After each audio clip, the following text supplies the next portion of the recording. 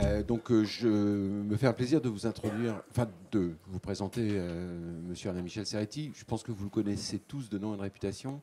Vous connaissez aussi son passé en fait en tant que défenseur finalement des droits des patients et du rôle des patients dans le fonctionnement du système de santé. Donc je ne vais pas refaire votre CV. Je vais vous passer la parole tout de suite. La position actuelle de M.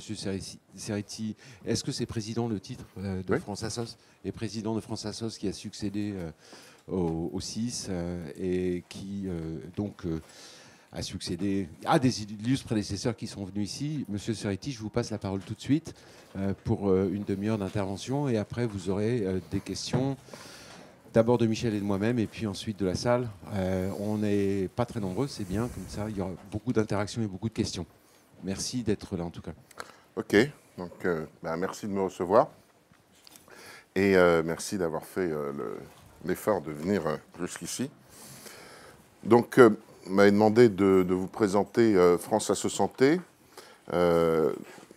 Donc, je vais le faire et répondre à vos questions. Donc, c'est on peut dire une institution, puisque c'est la loi qui nous a créés, la loi de janvier 2016, qui institutionnalise la représentation usagée à travers l'Union nationale des associations agréées en santé.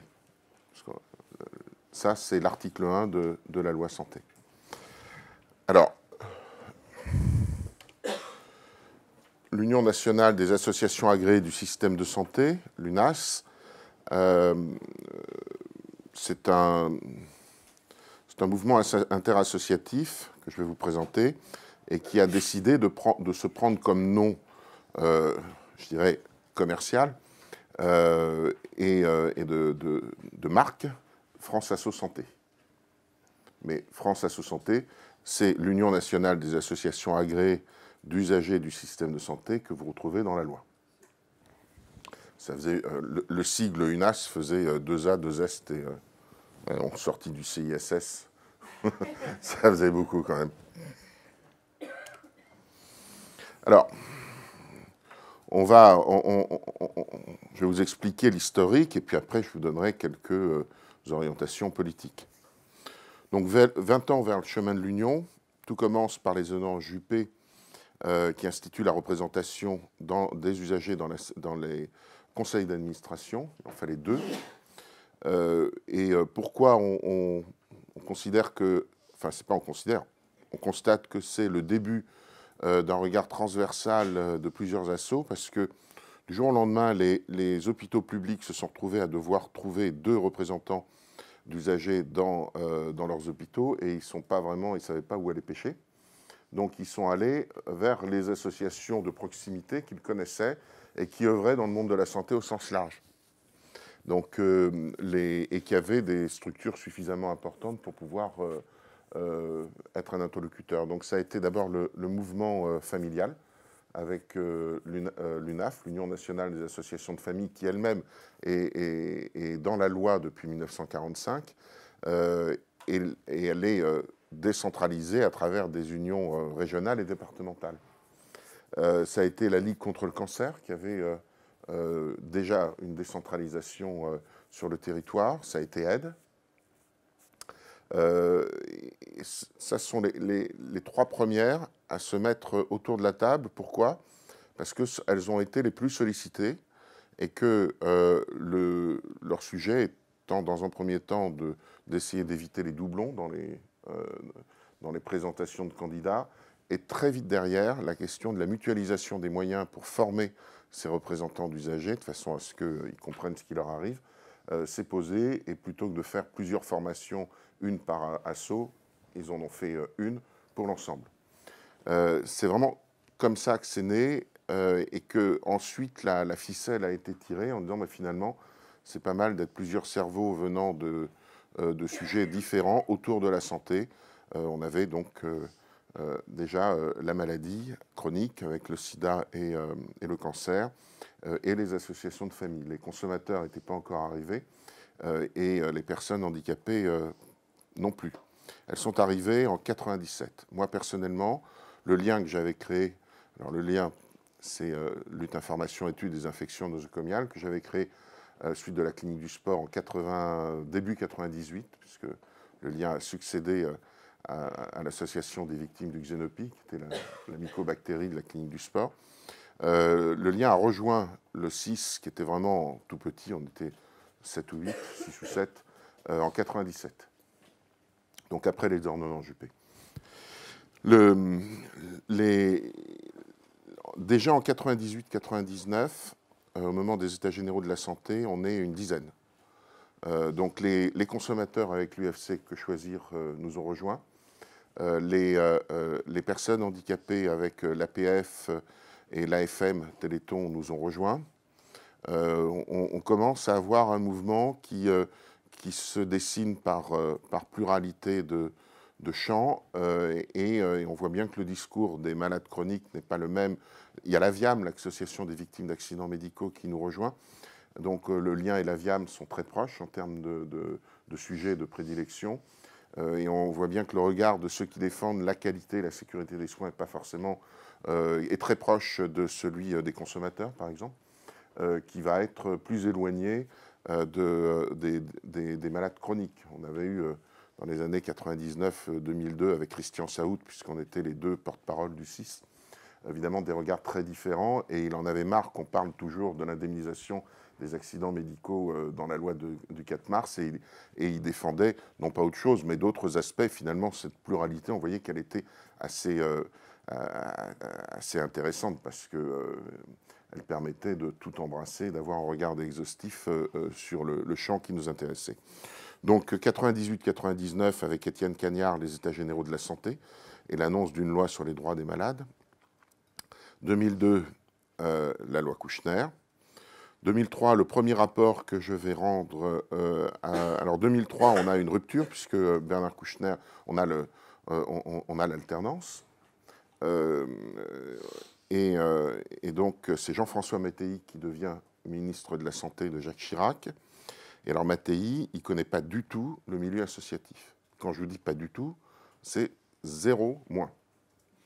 La seule personne qui connaissait, c'était moi, parce qu'on avait travaillé ensemble sur l'arrêt Perruche. Et il avait fait une proposition de loi qui avait été adoptée, dont je me souviens de la musique, c'était « Nul ne peut se prévaloir d'un préjudice du simple fait d'être né ». Et donc, c'est moi qui avais été son interlocuteur sur ce sujet-là, côté patient et côté éthique. Et donc, il me connaissait, donc il s'est appuyé sur moi pour, lorsqu'il a retrouvé dans la corbeille de la mariée la loi du 4 mars, et il avait un gros sujet d'interrogation, un décret qui n'était pas sorti, c'était celui de l'agrément. Et la loi ne prévoyait pas une commission de l'agrément, comme il y a aujourd'hui, elle prévoyait que le ministre agrée ou n'agrée pas. Et alors, il a tout de suite vu le spectre des recours à n'en plus finir, parce qu'il me dit, moi, je ne vous connais pas, et je ne vois pas comment je vais distribuer des bons et des mauvais points à des associations à qui je vais ouvrir ou fermer des droits avec l'agrément. Puisque la loi prévoyait que seules les associations agréées peuvent siéger dans les instances. Donc le regard politique en matière de santé du monde associatif passait par le prisme de l'agrément. Par ailleurs, il avait un deuxième objectif, c'était que notre CIS, qui était une plateforme informelle, se structure, qu'il puisse le financer et qu'avec ça, il puisse faire un rempart aux syndicats. Son truc, c'était les syndicats dans l'assurance maladie. Ce n'était pas tellement l'hôpital. L'hôpital, il trouvait que, en tant qu'usager, on avait plutôt à y faire dans le lit qu'autour de la table. Mais par contre, à l'assurance maladie, il estimait qu'il fallait refonder le paritarisme.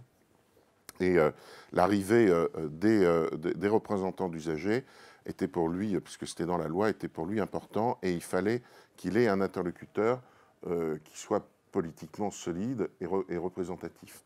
Donc il me confie un rapport sur l'agrément des associations de santé et la structuration des associations de santé. Donc je rends ce rapport, la première partie en 2003, l'autre partie sur la structuration en 2004. L'urgence, c'est la première partie, l'agrément, parce que tant que les assos ne sont pas agréés, la loi ne permet pas de les faire siéger, notamment à la CNAM. Donc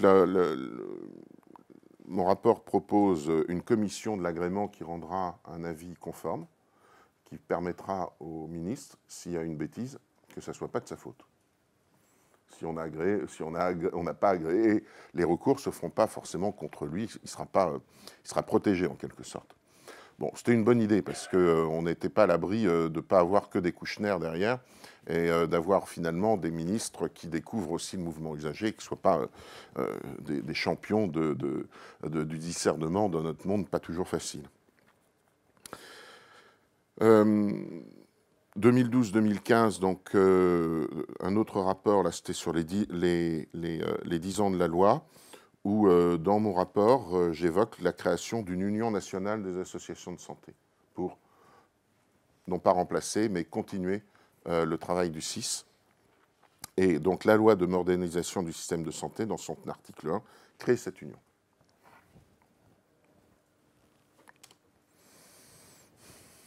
Alors rapidement, donc, ça passe par un amendement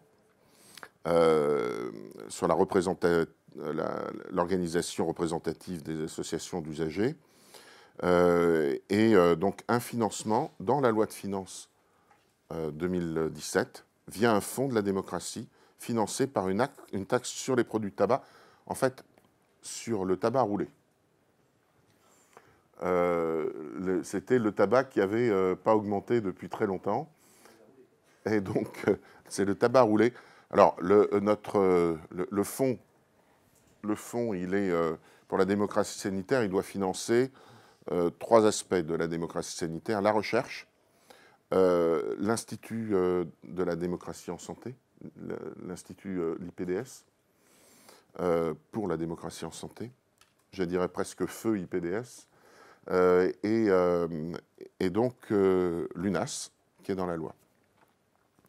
On a là, en gros, 10 millions d'euros. On n'a plus de financement à travers les ARS sur les régions. L'un remplace l'autre. Bon, c'est supposé être un financement sanctuarisé.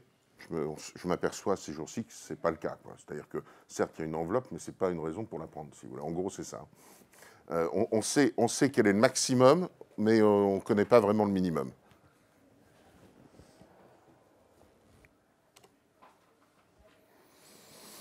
Les missions que donne la loi,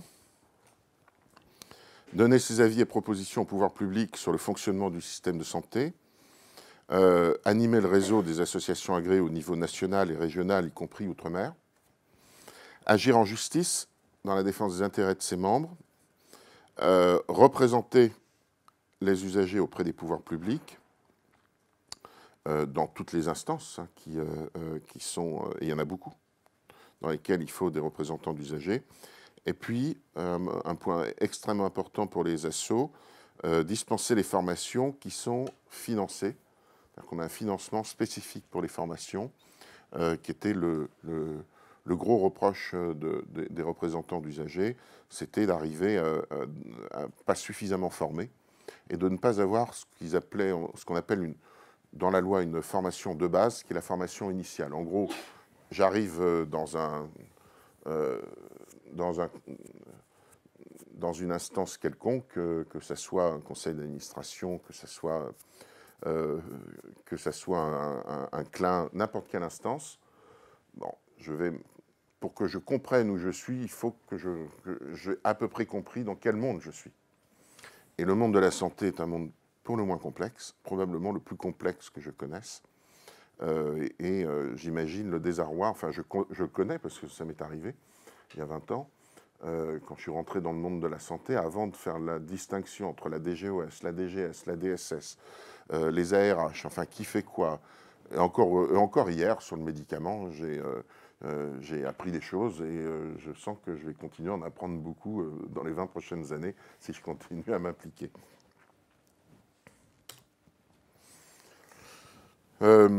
Alors, il y a eu presque un an enfin, il y a eu un an de travaux préparatoires avec Édouard Couty, que vous connaissez tous, ancien DGOS, et à la retraite, mais une retraite active, puisque maintenant il est médiateur pour l'hôpital dans les situations de crise de burn-out des professionnels de santé. Donc, il y a eu le comité de concertation Couty avec des auditions qui ont eu lieu de mars à juin 2016 et un rapport, remise du rapport qui a été rendu à Marisol Touraine en juillet 2016. Et puis, à partir donc de septembre, donc il y a un peu plus d'un an, on a la mise en place d'un comité de préfiguration de ce que doit être l'UNAS. Avec 4 groupes de travail, vous voyez, financement, statut, orientation, stratégie, communication, ouvert à l'ensemble des associations qui ont manifesté leur désir d'adhérer et qui sont évidemment agréées. Il faut se souvenir que le 6, à la disparition du 6, on avait 40 assos membres. Et qu'à la création de l'UNAS, on a 72 assos membres.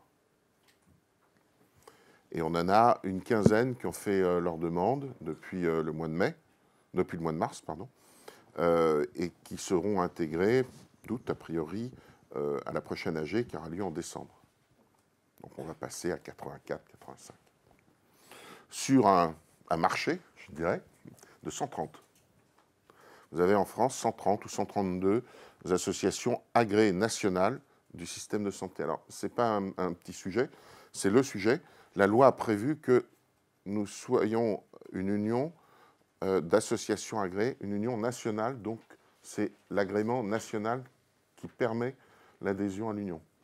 Les associations, les très très nombreuses associations agréées au niveau régional peuvent siéger dans nos unions régionales, mais elles n'ont pas de droit de vote au niveau, elles n'ont pas le droit de vote qui leur permet au niveau national. Et la particularité de notre union, c'est que les 6 qui avaient une autonomie juridique totale, puisque c'était des associations en tant que structure juridique, les URAS, les unions régionales, sont une déconcentration du national sans personnalité juridique.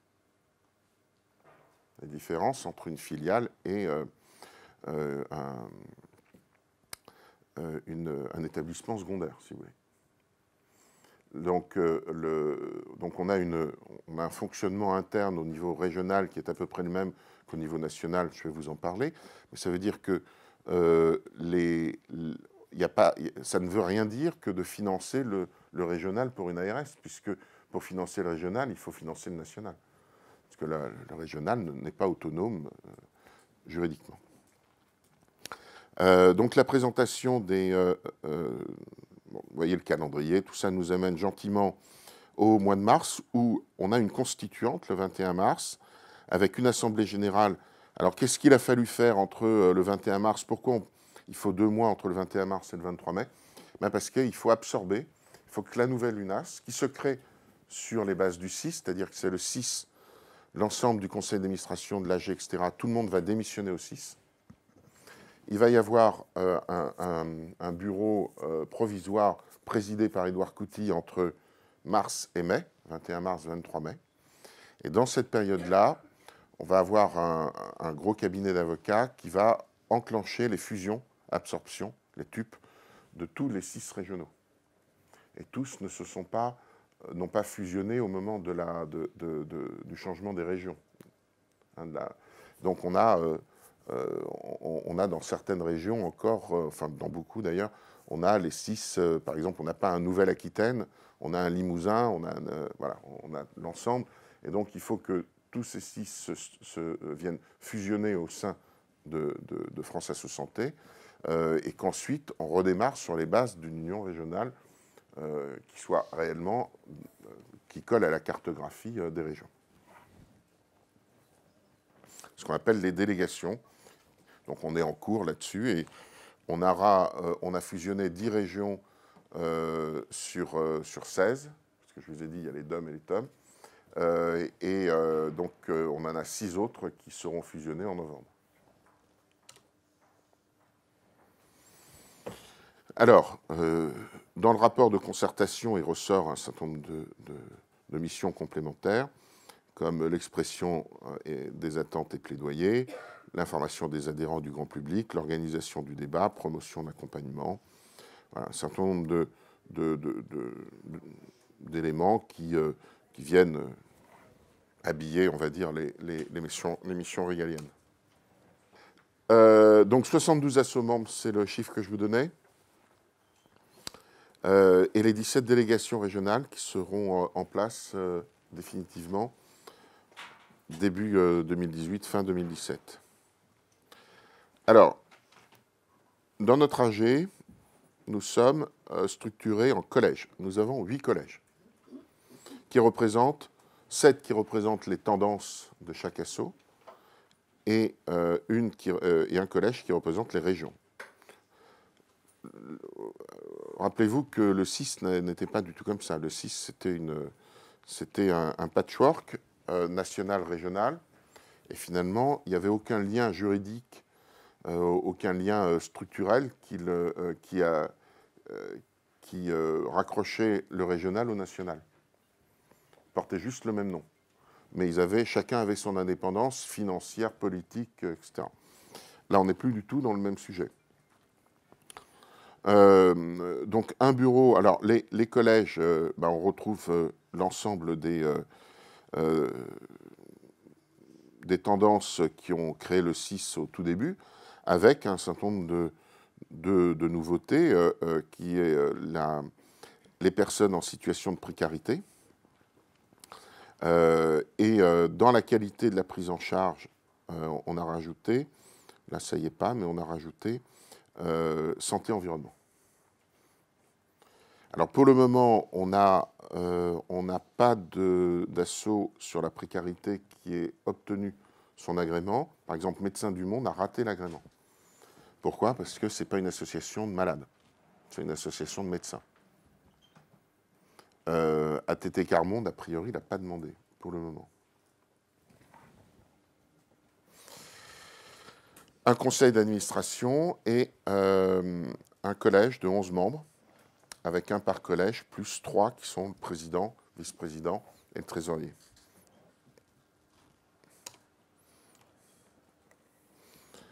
Alors, une charte des valeurs qui est en construction, qui sera déposée au mois de mars.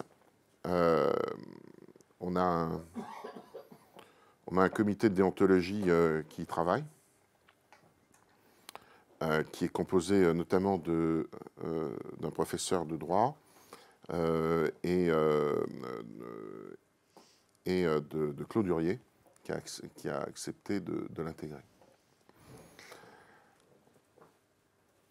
Donc, l'incompatibilité de la défense des intérêts de syndicats, de professionnels, de partis politiques, tout à fait essentiel. Un des sujets actuellement autour de ça. Pourquoi? Parce qu'on a des mouvements qui ont été agréés et qui sont affiliés à des syndicats. Alors, je ne vais pas les citer là, mais des syndicats ouvriers qui ont une division consommateur dans laquelle ils sont allés à l'agrément et ils l'ont obtenu. La question, est-ce que ça nous oblige à les prendre? Parce qu'on pourra avoir la même chose demain avec des partis politiques qui créent une association et qui dépend d'eux et qui obtiennent facilement l'agrément. Donc le problème qu'on a actuellement, c'est l'agrément, c'est c'est pas suffisamment discriminant. Et pourtant, en 2003, vous avez vu pourquoi Jean-François Mattei m'a demandé un rapport là-dessus, parce que lui-même trouvait déjà que la loi n'était pas suffisamment discriminante. Mais force est de constater qu'il y a des tentatives d'entrisme, pour l'instant politique, mais un jour on pourrait se retrouver avec un sujet sectaire. Et d'ailleurs, à l'époque, en 2003, ce qui inquiétait Mattei, c'était plus l'entrée des sectes à l'intérieur du mouvement associatif que des syndicats ou des partis politiques.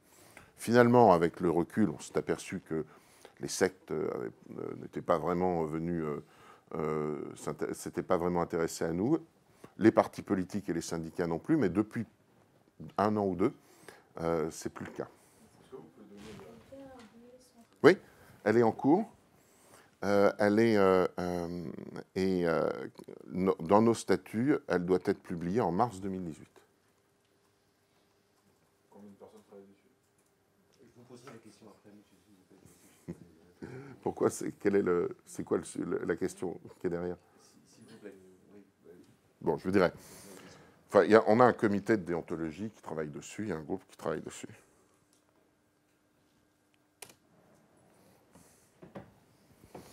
Sur le financement, donc, ouais, je vous disais 10 millions, c'est 11 millions. Milliards? Ah non. Ah non, 11 milliards, c'est l'augmentation du prix du tabac. C'est ça l'histoire. Oui, voilà, ça coûte 0,07% du produit de la taxe sur la consommation du tabac, qui, elle, fait 11 milliards, soit environ 7,7 millions d'euros. D'accord, 7,7. Les autres fonds sont des fonds ciblés, notamment du ministère de la Santé et de la DGS.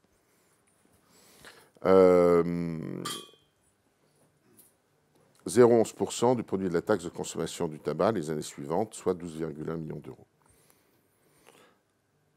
Dans la bataille, l'IPDS, qui était l'Institut pour la démocratie sanitaire, qui était une boîte vide, en fait, ou pas très pleine, puisque c'était une initiative de Marisol Touraine et de l'école de Rennes, le HESP, qui... bon, moi, j'ai regardé ça de très loin à l'époque, puisque j'étais auprès du défenseur des droits. Enfin, je voyais que ça marchait pas bien, l'histoire. Et elle souhaitait absolument... elle a souhaité en faire un acteur vraiment significatif. Et j'ai le sentiment qu'il y a vraiment qu'elle qui le souhaitait, parce que les acteurs, autant qu'ils soient, y compris les assos très impliqués, n'ont pas voulu suivre là-dessus. Donc, d'ailleurs, la première fois qu'on a vu Marisol Touraine, qu'est-ce que je fais de l'IPDS? À mon avis, pas grand-chose pour le moment, en tout cas. Si ce n'est qu'il y a besoin de faire de la recherche sur les sujets de démocratie en santé, ne serait-ce pour savoir ce qui se passe partout dans le monde, parce qu'on ne sait pas vraiment, et que l'IPDS devait le faire. Donc, en tout cas, voilà, ça reste encore ouvert. Je ne sais pas dire si l'IPDS existera pas. Pour l'instant, ça n'a pas l'air d'être très clair dans les orientations.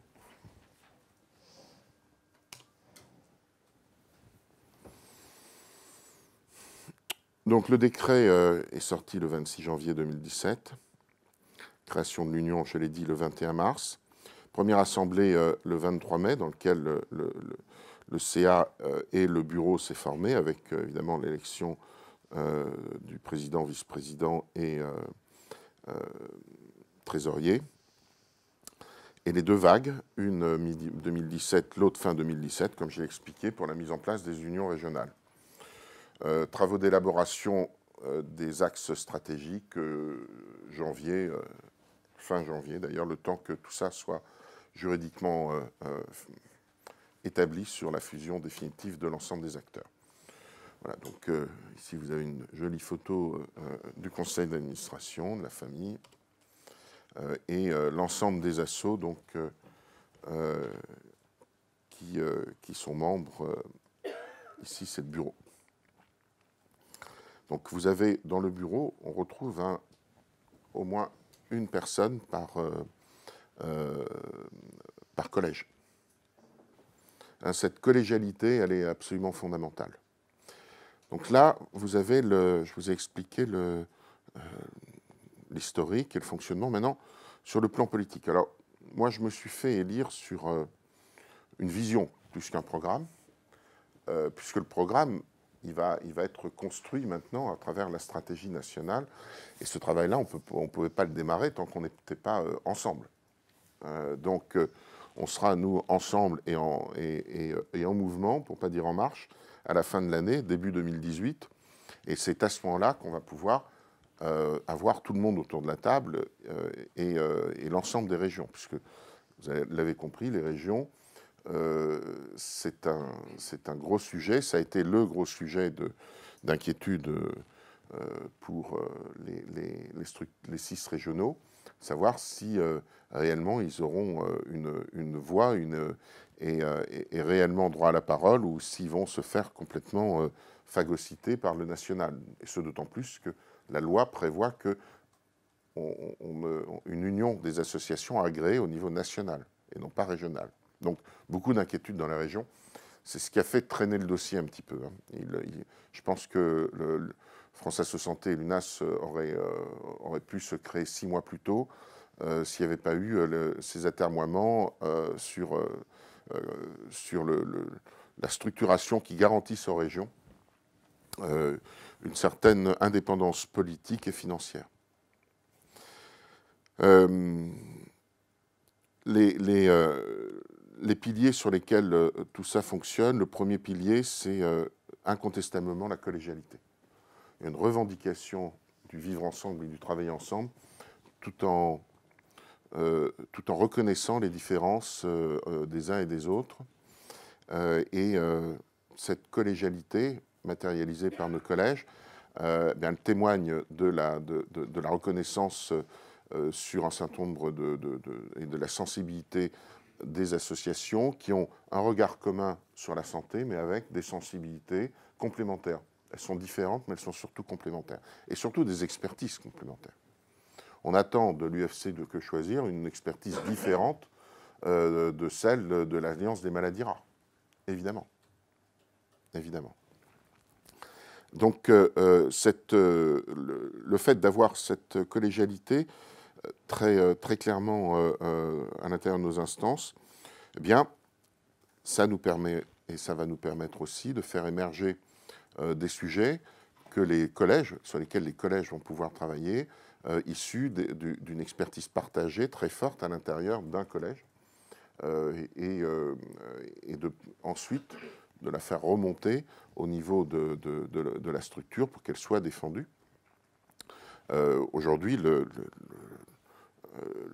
l'un des rares sujets dont France Asso Santé a décidé à l'unanimité de faire sortir à partir d'un groupe de travail issu du collège dans lequel le lien est intégré, c'est-à-dire qualité et sécurité des soins, c'est le sujet de la vaccination. Il y a une grosse demande de la part des assos d'expertise et de compréhension de ces sujets. Donc la collégialité. Le deuxième aspect, c'est la compétence. Pour comprendre où on va, il faut voir d'où on vient, et où on vient, c'est du 6. Qu'est-ce qui a fait le succès et l'échec du 6? Le succès, c'est cette représentation usagée qui a d'abord été un outil pour le pouvoir public de déploiement de la démocratie sanitaire, qui faisait quand même très très bien sur le drapeau bleu-blanc-rouge, il faut reconnaître. Hein. Quand vous présentez la France en matière de système de santé avec l'accès qu'on lui connaît et que la qualité qu'on lui connaît, et que vous rajoutez la démocratie sanitaire, ça a de la gueule. Donc nous avons été incontestablement, entre 2002 et aujourd'hui, dans un certain nombre d'instances, présents pour ce qu'on était plus que pour ce qu'on pouvait faire.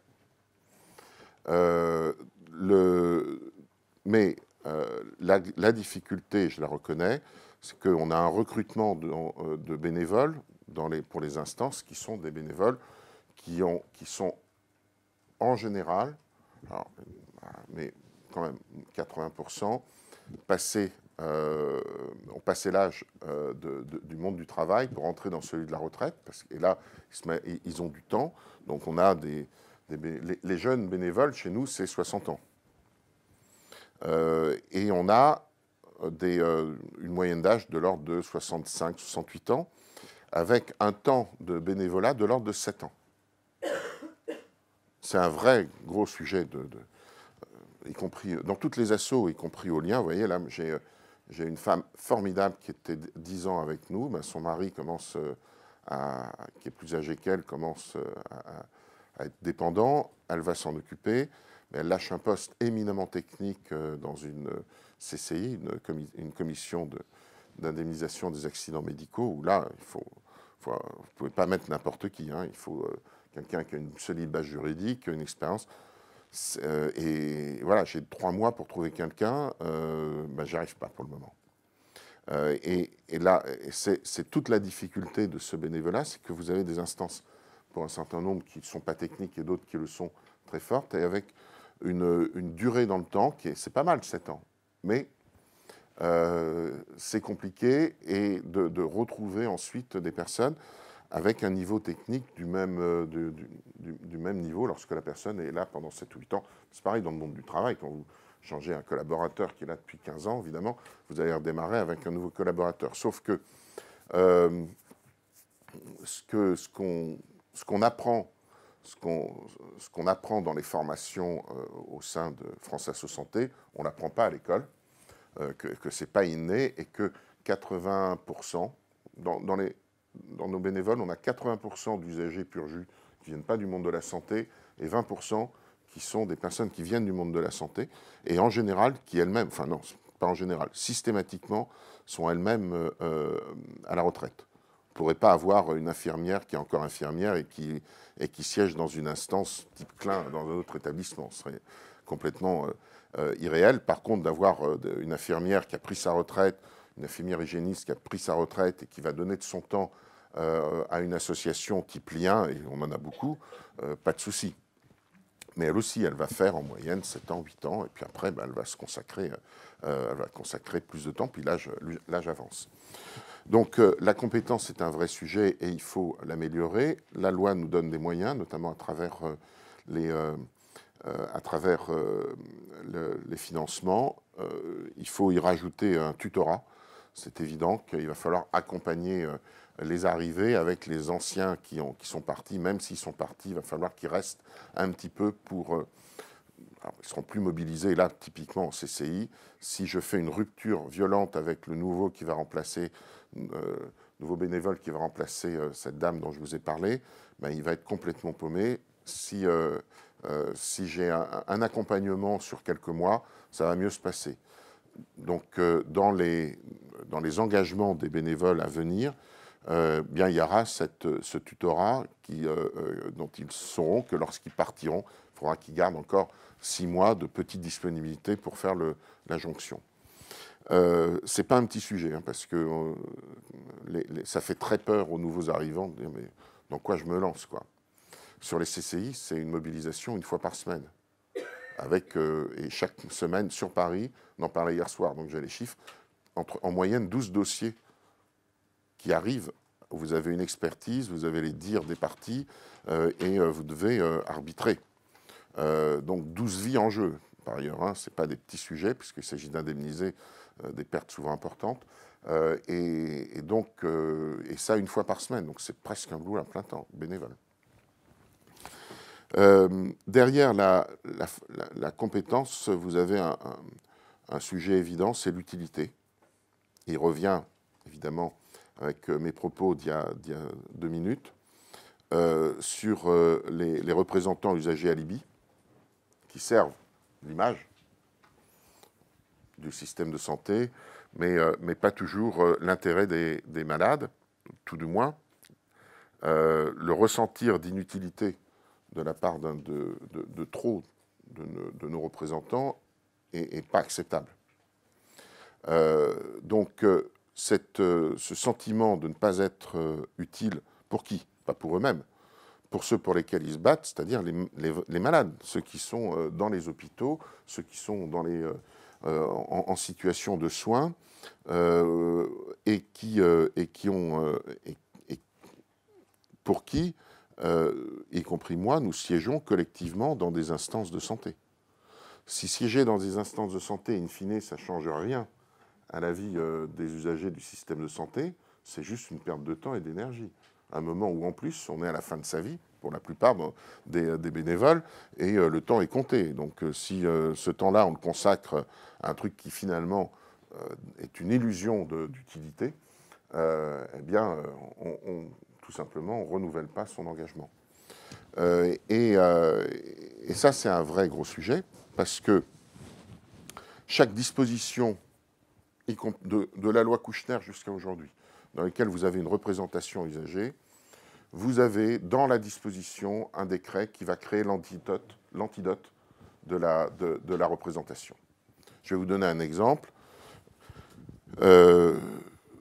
Deux instances dans lesquelles l'utilité pourrait être très forte. D'abord, l'utilité, elle se mesure d'abord au point de contact entre les usagers et leurs représentants. Si vous n'avez pas de point de contact entre usagers et représentants, il ne faut pas espérer que les uns connaissent l'autre. Il n'y en aura pas. Donc ces points de contact, il n'y en a pas beaucoup. Il y a les caisses primaires d'assurance maladie, de façon évidente, puisque nous avons 6 représentants dans chaque caisse en France, beaucoup, et les hôpitaux et les cliniques, dans lesquels nous avons là aussi 6 représentants, dont 2 en CDU, commission des usagers, qui ont remplacé les CRUC PC, tout le monde connaît. D'ailleurs, ces commissions qui vont gérer les réclamations dans les hôpitaux et les cliniques. Mais quand je vous disais, je parle de l'antidote, je vais vous donner 2 exemples. Moi, j'ai connu les commissions de conciliation qui ont disparu en 2002 avec les CRUC PC, qui elles-mêmes ont disparu pour les CDU, avec la loi de 2016. Dans les commissions de conciliation, en tant que président du lien, je me déplaçais et j'accompagnais les plaignants pour les défendre et pour les aider. Avec les CRUC PC de 2002, le décret a fait disparaître le contact direct entre les représentants d'usagers et les plaignants. Et il n'a pas été remis alors que tous les rapports le demandaient dans la CDU. C'est-à-dire que finalement, la pression probablement des soignants et des directeurs d'hôpitaux, ça a été, au moment d'écrire les textes, ok, très bien, CDU, sur le papier tout va bien, par contre, ne créons pas de points de contact, ne facilitons pas les points de contact entre les militants d'un côté et les consommateurs de l'autre.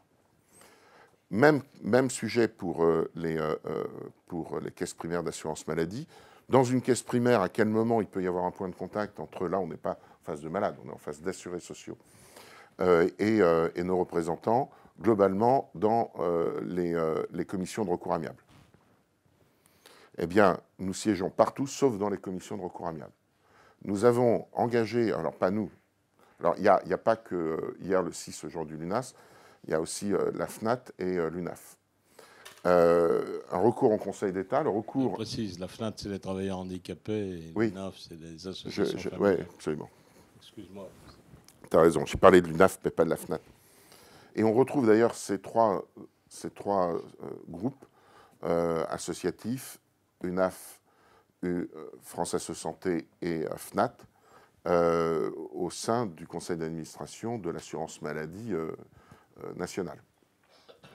Eh bien, le recours qui a été mené devant le Conseil d'État a été gagné par les assos. Le Conseil d'État a dit qu'il n'y a aucune raison que les assos ne puissent pas siéger. Eh bien, pour le moment, on n'a pas réussi à le faire mettre en œuvre. C'est-à-dire qu'on a une résistance extraordinaire. Donc, vous voyez, beaucoup se suffiraient de l'illusion d'une démocratie en santé. Beaucoup.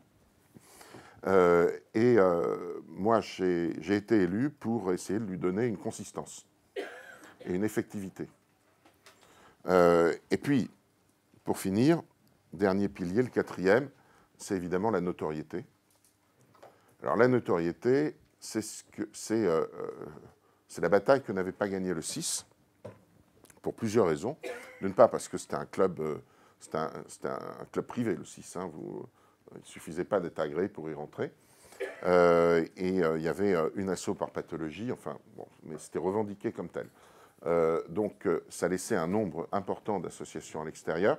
Et surtout, dès lors qu'ils se présentaient eux-mêmes comme un collectif d'associations de santé, eh bien, ils perdaient la force politique d'être la représentation. Et ça, les députés l'ont compris.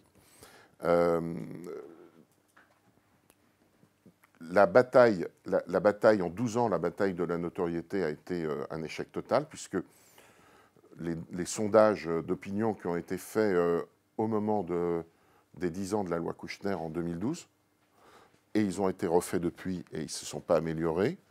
À la question aux Français, qui est le plus légitime pour vous représenter dans les instances de santé, the winner is pas du tout les assos, les mutuelles. Les mutuelles. Alors, et je finirai là-dessus, le grand paradoxe de notre mouvement, de nos mouvements associatifs, le CCR.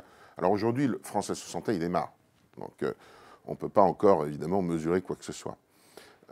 Mais le paradoxe, c'est que nous sommes une équipe de football avec que des stars à l'intérieur, l'UFC Que Choisir, la Ligue, l'AID, le Téléthon, pas le lien, mais je pourrais le dire. Donc, des associations qui individuellement sont super connues, pour beaucoup. L'Alliance des maladies rares, pour beaucoup, l'UNAF.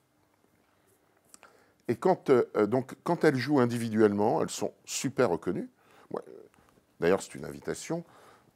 Les 20 ans du lien et les états généraux, la qualité de la sécurité des soins et des infections nosocomiales se tiendront le 19 octobre à la cité internationale de la cité universitaire, vous savez, dans le bâtiment 18e, là, de 19e, la cité U.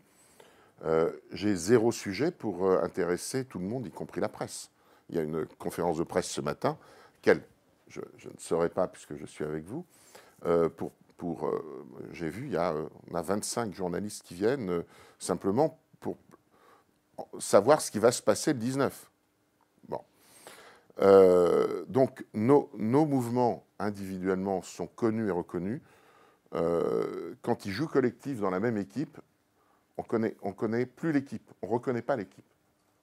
C'est comme si le PSG n'était pas reconnu, il avait que les... Par contre, tout le monde reconnaîtrait ses joueurs. C'est un paradoxe, un vrai paradoxe, qui n'a pas trouvé de réponse depuis 2004, date de la création structurée et financée du CIS. Et c'est cette bataille de la notoriété, donc de la communication, que je dois gagner en tant que président. Merci en tous les cas d'avoir accepté d'être ce matin à la place de la conférence de presse. On va passer à un certain nombre de questions. Je vais vous donner la parole. Je vais te poser la première, comme ça permettra de... je pense que la comparaison est plus avec l'Europe qu'avec le PSG. Ben oui, parce que c'est à la fois...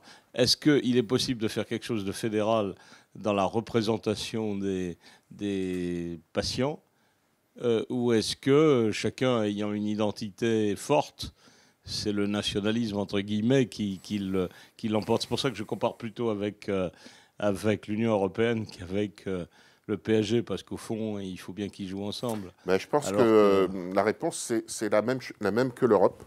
Je suis assez d'accord. C'est-à-dire que tant que tu n'as pas une suffisamment grande cause à défendre collective, tout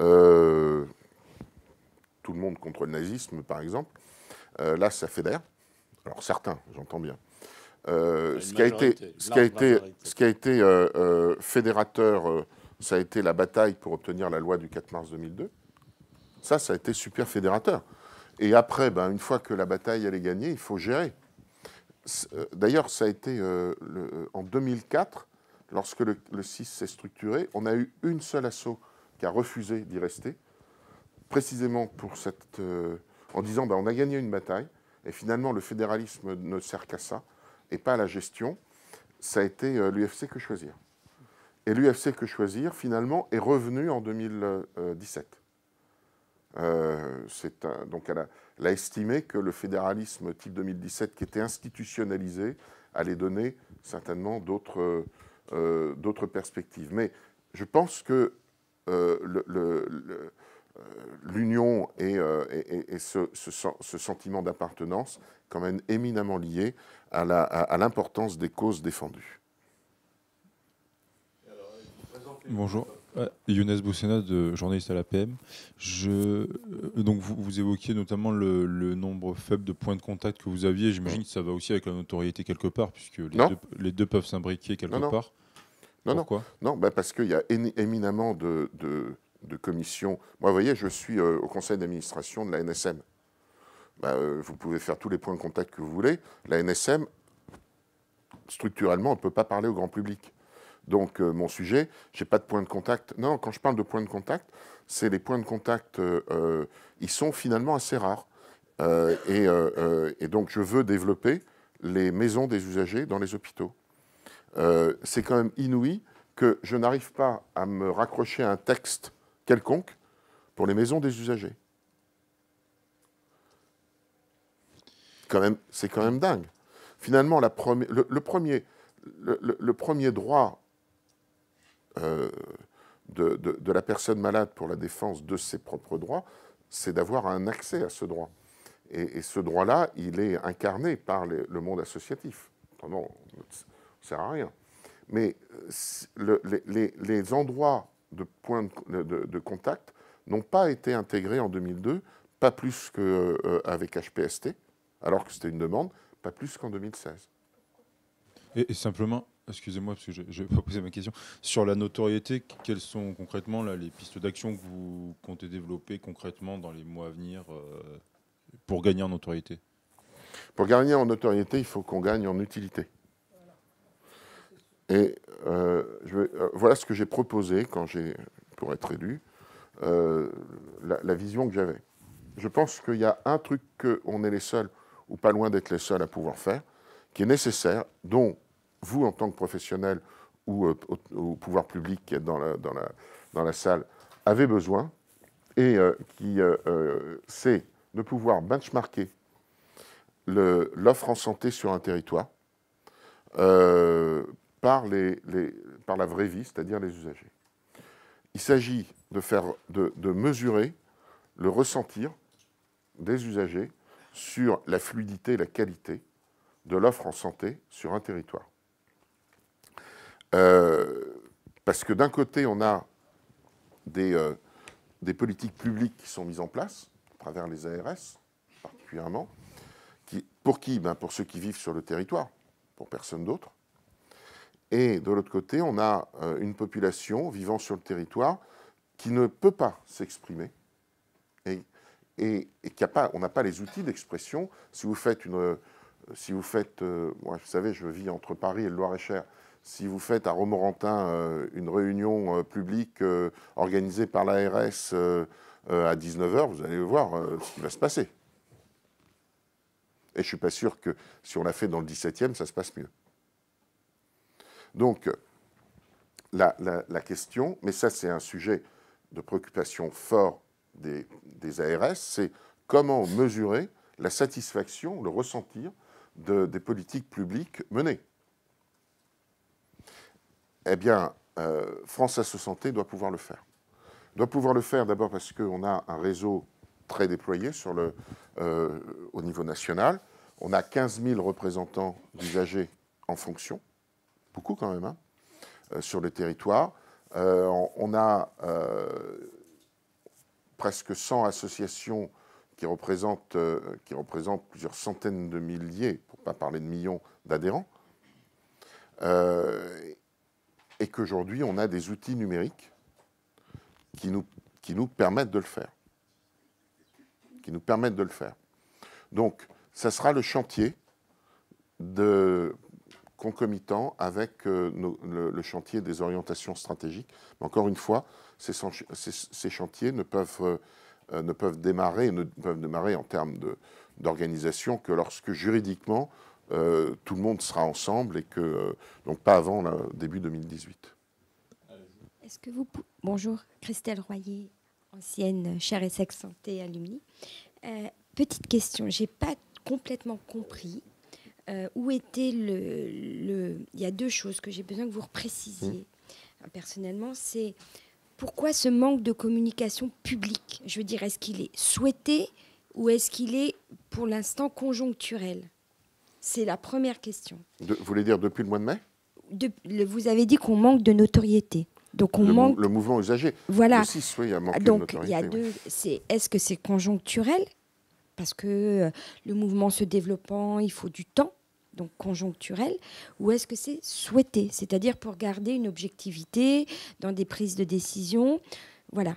J'ai besoin de comprendre cet aspect-là. C'est mal vécu en interne. En interne, mais globalement, pourquoi? Pourquoi aujourd'hui, par exemple demain, on voit des émissions de télé, on voit des chaînes dédiées à différents secteurs et sujets. Pourquoi ne pas imaginer demain une chaîne dédiée au dialogue sur la santé Je veux dire, là, je suis peut-être audacieuse, folle, out of the box, j'en sais rien, mais on a quand même aujourd'hui, avec la digitalisation, avec les moyens médiatiques que l'on a, est-ce qu'aujourd'hui, il existe, je sais pas, une chaîne sur le Internet, puisque partons sur du privé ou sur autre chose, qui permettent cette communication. Alors peut-être ça existe, hein, je vais vous répondre. Et l'autre chose, c'est sur la notoriété. Vous disiez journalistes, conférences de presse, mais enfin, il y a quand même des chaînes comme... je ne vais pas citer le nom de chaînes de télé pour rester... Voilà. Donc, non, mais vous parlez de qui par exemple, je ne sais pas moi, des chaînes comme BFM, des chaînes comme... Je trouve qu'on peut aller creuser avec des journalistes, voilà. Je veux pas... Mais on peut peut-être vous aider là-dessus. On a aussi des réseaux. On peut peut-être, je ne sais pas, par le réseau. Peut-être à discrétion, mais par le réseau. Merci. Alors, deux choses. D'abord, le manque... France Assos Santé vient de naître. Mais donc, ce qui est intéressant, c'est de voir ce qui s'est passé entre 2004 et 2017 pour le 6. Le 6 a un niveau à peu près de 0 de notoriété au sein du grand public. Grand public. Il a une notoriété... Tout le monde connaît Saout, personne ne connaissait le 6. Je ne suis pas sûr que tout le monde connaisse Saout au niveau du grand public. Au niveau du grand public, hein. Non, je parle du grand public. Non, je ne parle pas des professionnels. Ah non, mais évidemment, c'est pas ça. Là-dessus, il y a zéro problème. Le sujet, c'est le grand public. Parce que quand vous n'avez pas de notoriété auprès de ceux pour qui vous l'élevez tous les jours le matin, il y a un problème. Il y a un problème. Donc, peut-être que ça peut flatter votre ego de travailler, d'être appelé président et d'être à la tête d'une structure, machin, etc. C'est peut-être suffisant pour certains. Pour 100% de nos bénévoles, ça ne l'est pas. Et donc, ils trouvent le sens de leur engagement, ils le retrouvent à travers l'utilité comprise et ressentie pour ceux pour lesquels ils se battent. Et quand cette utilité n'est pas, elle ne peut pas être ressentie parce qu'ils n'ont même aucune idée qu'il y a des représentants d'usagers, mettez-vous à la sortie d'un hôpital, demandez aux gens s'ils savaient qu'il y avait des représentants d'usagers dans la commission des usagers. D'abord, les gens vont vous dire c'est quoi la commission des usagers? Et non, ils ne savent pas. Pourquoi? Parce que c'est quoi le rôle des représentants d'usagers dans la commission d'usagers? C'est de recevoir 3 fois par an des listings Excel, avec anonymisés, des réclamations. Alors, attendez, on est passé en 98, jusqu'en 98, on avait un accompagnement individualisé dans les commissions de conciliation. Le problème, c'est qu'elles n'étaient pas là pour concilier, que les mots ont un sens, donc on s'est dit, il ne faut plus les appeler comme ça. Bon, on les appelait CRUC PC. Je ne suis pas sûr qu'on ait gagné grand-chose en termes de compréhension. Hein. Mais surtout, on a déconnecté le plaignant avec le représentant d'usager. Et on ne l'a jamais reconnecté après. Parce qu'il y a une volonté délibérée pour beaucoup d'établissements, et pour beaucoup de professionnels, et pour beaucoup dans l'administration, non assumée. Personne ne l'assume. Hein. Tout le monde la main sur le cœur. Surtout pas. Mais la réalité, c'est qu'à chaque fois qu'il y a une réforme législative, eh bien, ces points de contact ne sont pas remis. Donc du coup, le grand public ne nous connaît pas. Donc, pour que le grand public nous connaisse, il faut d'abord qu'ils comprennent à quoi on sert. Parce que là, ils pourraient commencer à comprendre à combien ça leur coûte. Parce que là, il y a un financement qui est identifié, qui est construit à partir de leur... c'est plus... des prélèvements sociaux que nous payons tous. Donc, c'est en gros, la démocratie en santé en France, c'est en gros 8 à 10 millions d'euros ponctionnés sur la sécurité sociale. alors qu'elle est en déficit. Moi, ça me donne une obligation de résultat sur la notoriété et sur l'utilité. Voilà. Je rappelle, d'ailleurs, ce n'est pas dans la présentation, mais que la loi nous interdit d'être financé par toute structure privée étant sous l'autorité de l'ANSM.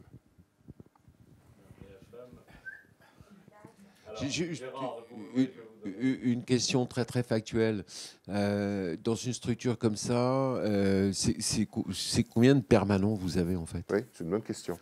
Parce que là, on a récupéré tous les permanents, parce que là, en faisant des TUP, transmission universelle de patrimoine, fusion-absorption, on garantit l'emploi, par définition. Et c'était dans le cahier des charges. Il ne s'agissait pas que la démocratie sanitaire, là, c'est l'an 2 de la démocratie sanitaire, la création de l'UNAS, très clairement, se traduisent par un plan de licenciement de plusieurs dizaines de personnes. Donc, on a levé le national issu du 6, et puis on est en train de reprendre les emplois de chaque région. Alors, au plus petit, on a un demi-emploi, un demi-temps plein, et à Lyon, je crois qu'on a 7 ou 8 temps plein. Mais on a des régions dont les financements étaient de l'ordre de les plus petites 70 000 € par an et les plus grosses 1 million par an. Donc c'était très hétérogène en termes de... Donc on devrait arriver à une 55 emplois une fois qu'on aura récupéré l'ensemble de ces... pour répondre à votre question, dont à Paris, un petit peu moins de 20. Mais je disais ça parce que je pensais à ce que vous proposiez comme action, en fait, qui est tout à fait intéressant, c'est de se dire, est-ce qu'au niveau régional, c'est pas notre rôle, à nous, de travailler effectivement... Vous, c'est-à-dire vous, INAS, pardon, France Asso, vous disiez, c'est peut-être notre rôle à nous de travailler sur le ressenti des utilisateurs du système de santé régional. Oui, je pense que c'est... Il y en a un qui doit le faire, c'est nous, quoi. Oui, c'est ça. Et ça se fait par un travail d'enquête systématique, régulier. À la limite, vous devriez être l'acteur qui fait la partie... normalement, les établissements hospitaliers sont obligés maintenant de produire des indicateurs de résultats, de qualité, etc. La partie usagée, à la limite, c'est... Pas beaucoup, hein. Ils sont obligés par la loi. Oui, mais c'est pas terrible. Non, je suis d'accord. C'est pas... franchement... Ce que je voulais dire, c'est est-ce que vous pouvez... est-ce que vous avez suffisamment de force, de troupes, etc., pour le faire, uniquement avec les bénévoles, etc., et 55 permanents? Je trouve ça vachement intéressant, votre idée de campagne. Vous pouvez y avoir d'autres idées, mais quelle est... Voilà, comment... Voilà, je trouve ça une excellente idée, mais comment vous l'avez mis en œuvre? D'abord, il faut un outil numérique. Une fois qu'on a l'outil numérique, il faut la mise en œuvre, il faut créer un référentiel sur les questions qui seront posées en fonction des situations. Et ensuite, le gros risque dans cette affaire, c'est de déployer, je pense qu'il va falloir faire d'abord un premier essai dans une région avant de partir partout, parce que forcément, c'est le numérique. On ne va pas demander aux gens de mettre un courrier dans une enveloppe. Et je ne vais pas envoyer 350 personnes à faire du reportage dans les rues. Bon. Donc, ouais, mais... Et ça ne vous a pas échappé que, et on le sait tous, que les personnes qui consomment du soin et de la santé, c'est les personnes qui sont plutôt après 65 ans. Et donc, ce n'est pas les plus geeks, si j'ose dire. Donc, ce n'est pas les plus à même d'utiliser l'outil numérique, le smartphone, etc. Donc, moi, mon interrogation, c'est est-ce que ce n'est pas un peu tôt? Mais pour autant, je veux qu'on rentre quand même dans cette logique-là. Ce qui n'est pas la même chose avec le benchmark sur la prise en charge. Renalou vient de gagner un appel d'offres où ils doivent mettre en place, appel d'offres public DGS, ils doivent mettre en place un outil d'évaluation de la prise en charge. Et donc, ça sera, puisque c'est Renalou, ça sera sur les sujets de reins et de dialyse. Ils vont très vite, ils ont annoncé qu'ils ont associé le diabète et le cancer. Là, c'est pas pareil. On s'adresse à des gens qui sont hyper motivés, parce que c'est des malades chroniques, qui vont dans les centres de dialyse très régulièrement, qui ont développé une expertise, et qui savent tout de suite vous dire si le centre de dialyse il fonctionne ou il ne fonctionne pas. Donc là, ce dont je parle, c'est pas ça. Ça, c'est les assos par pathologie qui vont le faire. Ce dont je parle, c'est l'offre en santé sur des critères beaucoup plus grand public, consommateur. La question de l'accueil, la question du délai d'attente, la question du reste à charge. Moi, en tant que chef d'entreprise, c'est tout ce que je suis dans l'industrie électronique, j'ai eu quand même 2 régions dans lesquelles on a des filiales ou même une usine dans laquelle, quand j'ai déménagé mes activités de Paris, quand j'ai vendu en fin 2016, j'ai des personnels qui sont partis en Vendée, d'autres à Chartres. C'était quoi le problème numéro 1 auquel ils étaient confrontés? C'était pas trouver un appartement d'une maison. Hein. L'accès à l'informatique. Pas du tout. Ça aurait pu. Un médecin traitant. Ils téléphonaient, les mecs qui leur disaient, ben non, non, moi je prends plus personne. Comment ça, vous prenez plus personne? Moi j'arrive avec mes enfants en bas âge et tout. Pas de médecin traitant. Ça veut dire pas bien remboursé par la Sécu. Ça veut dire s'il y a un problème, je vais aux urgences. Enfin, et on en a qui n'ont toujours pas trouvé. Et tout le monde, le déménagement s'est fait en janvier dernier. Évidemment, il y a aussi les déserts numériques, mais là, le désert numérique, il suffit de ne pas s'installer là où il y a un trou, quoi, puisqu'ils arrivaient, donc autant pas s'installer, il y a un trou. Mais par contre, sur un département, sur plusieurs départements, dans certaines régions, comme le centre ou la Vendée, et pourtant ce sont des régions dynamiques, industrielles, notamment la Vendée, mais aussi l'Eure-et-Loire. Trouver pour des gens qui arrivent sur le territoire, trouver un médecin, c'est un sujet. Oui, Jean-François Lecardeville, Institut Foursquare. Je voulais revenir sur un point que tu as évoqué, qui était l'utilité ou l'illusion de l'utilité de cette nouvelle démocratie sanitaire. Déjà de l'ancienne. Hein. Oui, déjà de l'ancienne. Mais alors là, je vais venir vraiment dans le présent. Je crois que c'est la semaine dernière que la HAS a largement communiqué dans le cadre de la commission de la transparence, sur la contribution que donc les patients avaient apportée quant à l'évaluation de 58 nouvelles molécules. 27 ou 28 contributions avaient été donc prises en compte. Par contre, ce que ne dit pas la HAS, c'est qu'au moment du vote, lorsqu'on vote sur le niveau de service médical rendu et d'amélioration du service médical rendu, est-ce que ces contributions, elles ont eu une voix? Ou est-ce que finalement, effectivement, on est dans l'illusion finalement d'ouvrir aux usagers une expression sur est-ce que ce médicament, de notre point de vue, a sa place dans la stratégie thérapeutique? Est-ce qu'il doit être pris en charge par la collectivité, donc inscrit sur la liste des dans la commission de transparence, oui, on a une voix qui n'est pas délibérative. On a une voix. Donc ça veut dire qu'en fait, ces 28 contributions qui ont été apportées, où donc il y a eu les associations qui ont répondu, ont donné un avis sur est-ce qu'il faut inscrire ou pas ce médicament sur la liste des produits remboursables.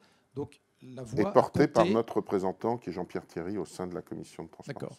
Donc la voix des patients a été portée et ça comptait dans les je ne suis pas un grand spécialiste. Non, mais ça c'est un point important parce que pour effectivement illustrer le... Ce qui est intéressant, c'est de savoir si les patients ont voté différemment voilà. des experts. Parce qu'il faut aller jusqu'au bout de la... Mais ça, c'est un truc que tu pourrais inviter Jean-Pierre Thierry, qui est médecin, qui